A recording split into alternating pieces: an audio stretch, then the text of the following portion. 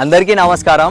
ఈరోజు మనం నాటేస్తున్నాం. నిన్న మొన్న మీకు వీడియోలలో చెప్పినా కదా, 3 ఎకరాలకు నారు పోసినాం. ఒక అరెకరమే పొలం దడిచింది, మొత్తం దడవలేదని.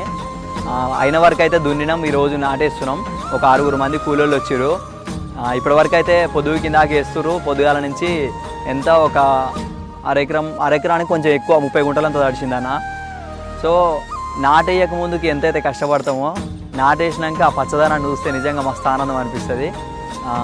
ఈ మూమెంట్లో నాటేసినాక చాలామంది నెగ్లెక్ట్ చేస్తుంటారు. కొంగలు వచ్చి బాగా ఆలుతుంటాయి.